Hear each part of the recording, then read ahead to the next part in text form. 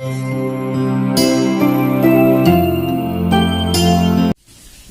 दोस्तों, मैं देव प्रकाश पांडे आपके अपने YouTube चैनल में संस्कार क्रांति के साथ आप पढ़ रहे हैं प्रारंभिक शिक्षा के नवीन प्रयास के अंतर्गत उत्तर प्रदेश में किए गए शिक्षा संबंधी सुधारों के संबंध।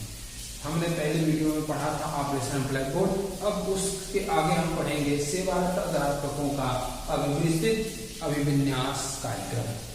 सेवारत अध्यापकों का विस्तृत अभिविन्यास कार्यक्रम, इसको अंग्रेजी में program of mass orientation for school teacher या संक्षेप में पीमोस्ट कहते हैं। ये जो प्रोग्राम है यह जो आपके राष्ट्रीय शिक्षा नीति 1986 की राष्ट्रीय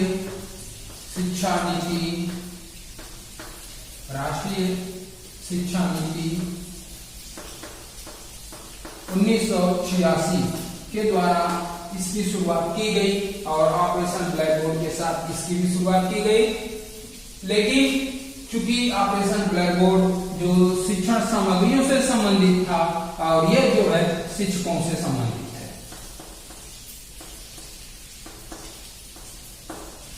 ऑपरेशन ब्लैक बोर्ड के अंतर्गत जैसा कि आपने पिछली वीडियो में पढ़ा कि स्कूल के सुधार कार्यक्रम के संबंध में हम किस किस प्रकार के जो सामग्रियों का जो चयन करते हैं और उसको हम लागू कर रहे थे।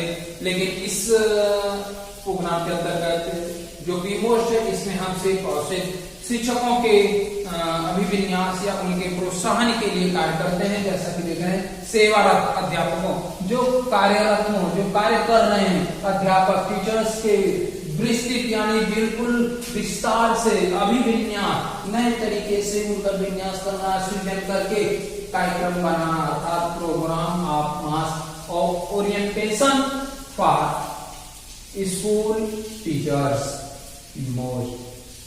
और इसके अंतर्गत जो है ये बाद में क्या किया गया कि 1990 में ऑपरेशन ब्लैक बोर्ड में इसका समावेशन कर दिया गया। अर्थात जो पीमोस्ट प्रोग्राम था वो 1990 में ऑपरेशन ब्लैक बोर्ड में समावेशन कर दिया गया और उसमें ये सम्मिलित हो गया। अब ये जो अलग से कोई प्रोग्राम नहीं रहा ऑपरेशन ब्लैक बोर्ड के अंतर्गत, अब ये भी चलेगा। अब हम बात करते हैं पीमोस्ट प्रोग्राम के जो उद्देश्यों के। जहां तक सेवारत अध्यापकों के विस्तृत अभिविन्यास कार्यक्रम के उद्देश्य का प्रश्न है तो सबसे पहले इसका जो उद्देश्य था कि जो शिक्षक हैं उनकी दक्षता में वृद्धि करना। दक्षता में वृद्धि करना। अब देखिए, चूंकि ऑपरेशन ब्लैक बोर्ड 1986 के राष्ट्रीय जो शिक्षा नीति थी उसके अंतर्गत लागू कर दिया गया था और उसके अंतर्गत हम कंप्यूटर और जो भवन और भी जो शिक्षक सामग्रियां थी सबका ग्रहण किया गया। लेकिन जो टीचर 1986 से पहले सेवारत हो चुके थे, क्या वो ऑपरेशन ब्लैक बोर्ड के द्वारा जारी किए गए सामग्रियों का सही तरीके से यूज करना जानते थे? नहीं। तो उनके लिए यह कार्यक्रम लागू किया गया कि दक्षता में वृद्धि करना। जो भी सामग्रियां ऑपरेशन ब्लैक बोर्ड के द्वारा जारी की गई थी उनका प्रयोग करना बताया गया था, उनका सही तरीके से दोहन और सही तरीके से उपयोग करने के लिए पहला उद्देश्य रखा गया कि जो सेवारत अध्यापक हैं उनकी दक्षता में वृद्धि करना। इसके बाद यह कहा गया कि जो ऑपरेशन ब्लैक बोर्ड के द्वारा सामग्रियां हैं उनका सही स्पष्टीकरण हो। ऑपरेशन ब्लैक बोर्ड के द्वारा जो सामग्रियां दी गई थी, प्रदान की गई थी, उनका सटीक स्पष्टीकरण।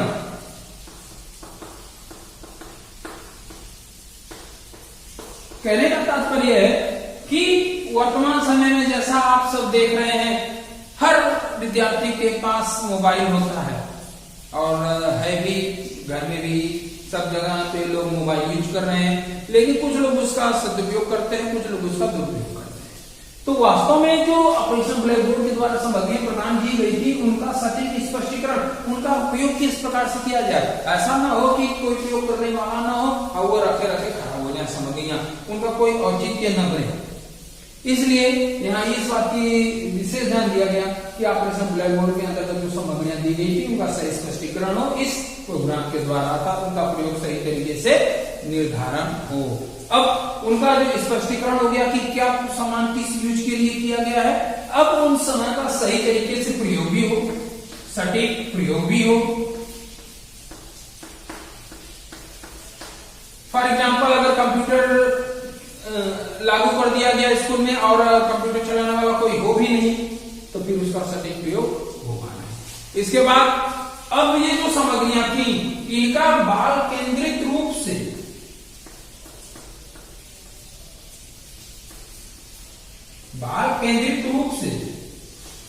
और सामग्रियों का उचित पठन पाठन हो।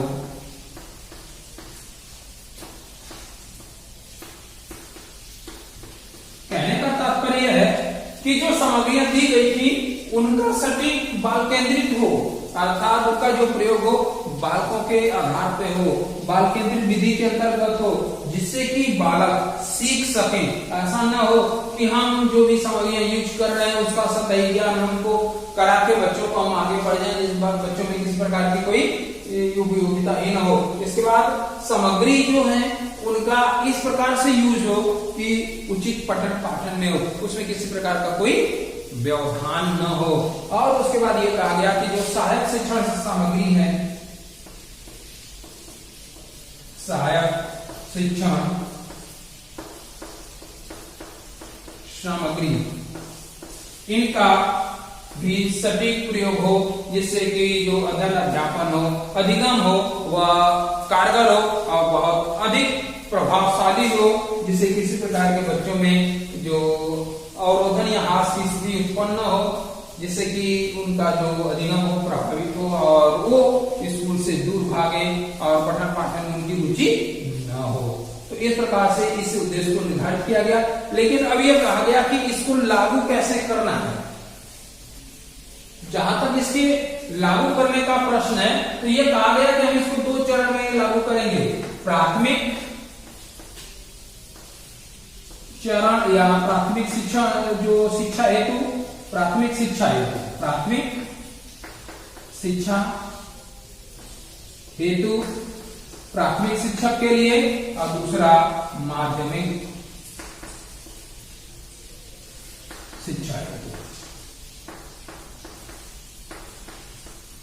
माध्यमिक शिक्षक के लिए। अर्थात 2 तरह के हम चरण बनाएंगे, एक प्राथमिक शिक्षक के लिए जो कि प्राथमिक शिक्षा के कार्य के लिए होगा, दूसरा माध्यमिक शिक्षक के लिए जो कि माध्यमिक शिक्षा हेतु कार्य करेगा। अर्थात जो भी सेवार्थी मोक्ष कार्यक्रम होगा वह सेवारत अध्यापकों का हम 2 चरण बनाएंगे, एक प्राथमिक ग्रुप और दूसरा माध्यमिक ग्रुप। इन दोनों को अलग अलग तरीके से हम ट्रीट करते हुए आगे बढ़ेंगे, जिससे कि हमारा जो प्री मोस्ट प्रोग्राम है वह सफल हो। और चूंकि यह अब वर्तमान में ऑपरेशन ब्लैक बोर्ड के अंतर्गत ही समाहित हो गया है, इसलिए ये जो ऑपरेशन ब्लैक बोर्ड है वह अभी प्राथमिक शिक्षा हेतु और माध्यमिक शिक्षा हेतु दोनों तरीकों से कार्य कर रहा है। अब जहां तक अगले प्रोग्राम की बात है तो हम अगला जो प्रोग्राम है वह बेसिक शिक्षा परियोजना, जहां तक बेसिक शिक्षा परियोजना, बेसिक एजुकेशन प्रोजेक्ट का प्रश्न है तो इसे हम BEP संक्षिप्त नाम से जानते हैं। इसकी शुरुआत 1993 में की गई थी और शुरू में यह उत्तर प्रदेश के 17 जिलों में जारी किया गया था, लेकिन वर्तमान समय में सभी जिलों में यह लागू है, सभी जिलों में कार्यरत है। वर्तमान में यह सभी जिलों में कार्यरत है। इसकी शुरुआत 1993 में की गई थी। शुरू में यह 17 जिलों में जारी किया गया था और वर्तमान में यह सभी जिलों में कार्यरत है। इसका जो महत्वपूर्ण है वह सिर्फ 3 बिंदु है, उसी के आधार पर इसकी शुरुआत की गई। तो जो इस बेसिक शिक्षा परियोजना है यह मुख्यतः 3 बिंदुओं में कार्य करता है, जो कि इस प्रकार है। सबसे पहले संस्थागत क्षमता में वृद्धि, संस्थागत क्षमता में वृद्धि। कहने का तात्पर्य है कि जो भी संस्थान होंगे उसमें राज्य कतिपय जो निकाय है उनके साथ मिलकर उनका जो संसाधन है उनका प्रयोग करके उनकी क्षमता में वृद्धि करने का प्रयास करेगा। अर्थात जो भी संस्थान अब तक चाहे इस प्रोग्राम के लॉन्च होने से पहले या उसके बाद में जो भी स्थापित हो रहे हैं उनके हम संस्थागत क्षमता में वृद्धि करने का प्रयास करेंगे, जिसमें राज्य और कतिपय जो स्थानीय निकाय है वह उसमें सहयोग करेंगे और परिणाम स्वरूप 6 से 14 वर्ष तक के सभी बच्चों के लिए निःशुल्क और अनिवार्य शिक्षा की उपलब्धता हम सुलभ कराएंगे। अर्थात इस परियोजना का सबसे पहला मुख्य लक्ष्य था संस्थागत क्षमता में वृद्धि, जिसके अंतर्गत राज्य और स्थानीय निकाय के साथ मिलकर 6 से लेकर 14 वर्ष तक के बच्चों के लिए निःशुल्क और स्थानीय जो अनिवार्य शिक्षा में वृद्धि करना।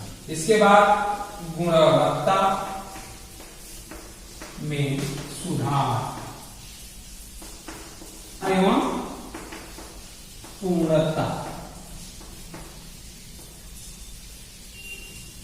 गुणवत्ता में सुधार एवं पूर्णता अर्थात अब ये कहा गया कि जो भी हमारे पास संसाधन है उनकी अब गुणवत्ता में हम सुधार करेंगे और उनको पूर्णता की तरफ लेकर जाएंगे। इसमें इस बात को जोर दिया गया कि जो विद्यालय जिस संसाधन के साथ हैं उनमें सुधार हो, अर्थात उनके कार्यों में सुधार हो। जो बनी बनाई परिपाटियों से चल रहे हैं उन परिपाटियों से हम अलग कुछ नया करने का प्रयास करें। उसमें जो कि पीमोस्ट के द्वारा शिक्षकों में जो अभिविन्यास कार्यक्रम था उसके द्वारा शिक्षकों शिक्षित करके गुणवत्ता सुधार करें, या ऑपरेशन ब्लैक बोर्ड के द्वारा जो चीजें जारी की गई थी उनके द्वारा हम उनमें गुणवत्ता में सुधार करें और उसके बाद उसको पूर्णता की तरफ लेकर जाएं। उसमें कोई गुंजाइश यह न रहे कि अब इसमें और कोई सुधार की गुंजाइश हो सकती है। इस बार बेसिक शिक्षा तक पहुंच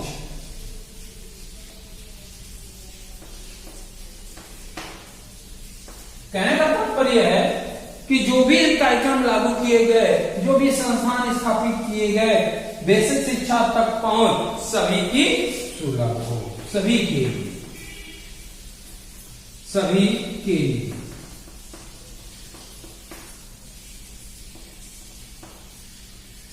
लिए सुलभ हो जाए। अर्थात जो बेसिक शिक्षा है, जो हमारी प्राथमिक शिक्षा है, जो हमारी माध्यमिक शिक्षा है, वह सबके लिए उपयुक्त हो जाए, सबकी पहुंच तक हो जाए। अर्थात जो विद्यालय हैं वो घर से बहुत दूर न हो, कम से कम आधे किलोमीटर के एरिया में हो, उसमें किसी प्रकार का कोई शुल्क और किसी प्रकार की कोई नई स्कीम इस प्रकार की लागू ना हो कि बच्चों की पहुंच से दूर हो।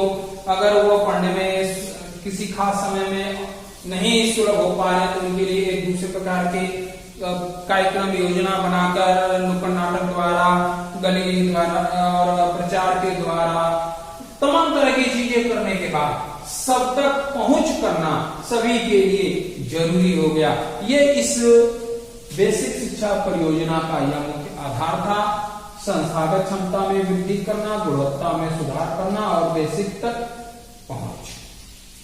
शिक्षा तक पहुंच।